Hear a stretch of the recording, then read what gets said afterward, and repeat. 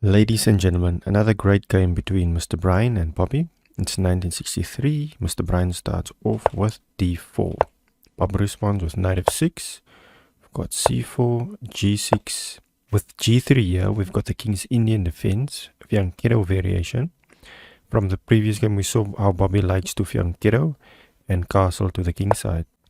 But first, Bobby finds the best move, which is c6, simply preparing d5, Caro-Kann style, in order to contest for the center.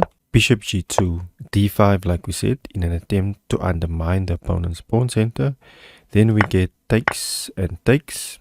At this point, both players have not castled yet, but at the same time the kings aren't vulnerable.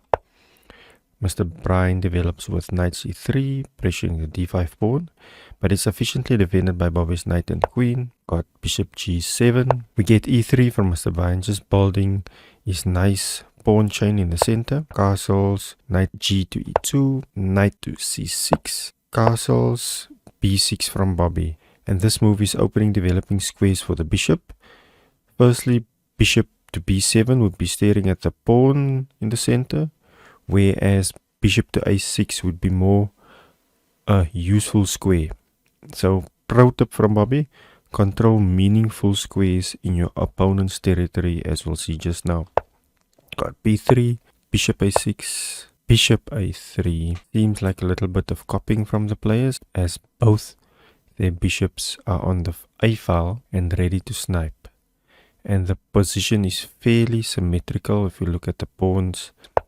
Bobby plays rook to e8, which prepares e4, also getting the rook out of the bishop's way.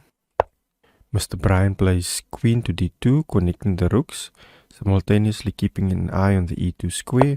Boom in the center, like we said, trying to open things up. And once the c6 knight moves, the bishop's scope will increase. This is another pro tip to increase your bishop's scope. We have takes and takes from Bobby. We have a mistake from Mr. Brian, and definitely not easy to spot. But if you're the chief tactics finder, then obviously you understand what's going on. And the bow also agrees that white is in some trouble.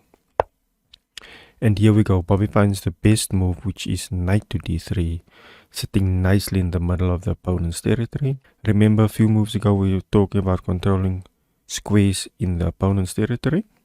Well, here we go. Ladies and gentlemen, the first blunder from Mr. Brian. And the best move from Bobby is to capture the pawn on g2, and yes, Bobby finds it. In my mind, I'd never really sacrifice a knight for nothing. Or was this knight sacked for nothing is the question. So the king collects the knight, but in for a little surprise. Bobby then goes in with knight to g4 check, and also hitting the tender e3 square. And one now realizes why queen to c2 was a blunder. So we've got king to g1. There were also other options available, such as king to f1, but in this case you just lose your queen. If you've got king to e1, then you're still in trouble, because you're still losing your queen. So going back, now Bobby again finds the best move with a nice fork. The queen is moved, so the question is bishop or rook. Which one would you take? Let me know in the comments below. I definitely take the rook because it's worth more than the bishop. But obviously, Bobby takes the bishop because it's a key defender of the king. So we've got takes and takes.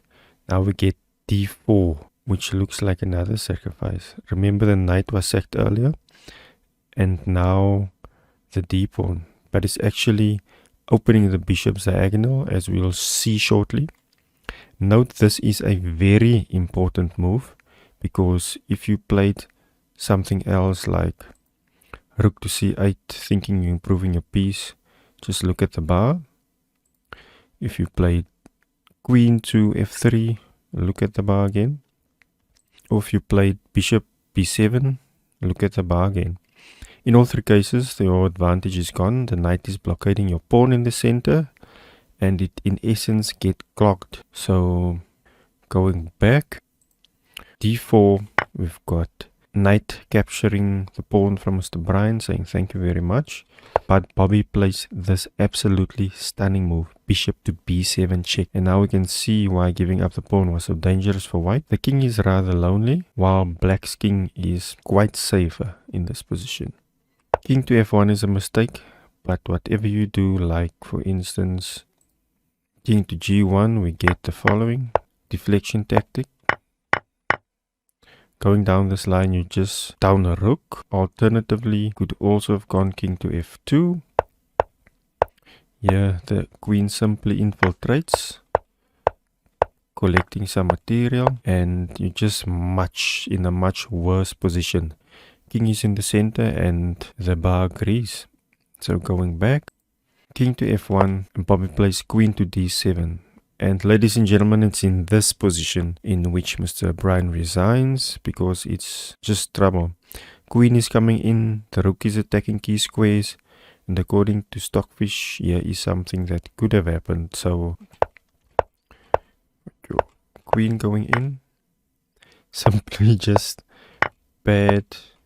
You're not even getting the other rook, you're forcing a rook trade. And it's just terrible for white. And I'll end here because it's hopeless. But I hope you enjoyed, and see you guys in the next video.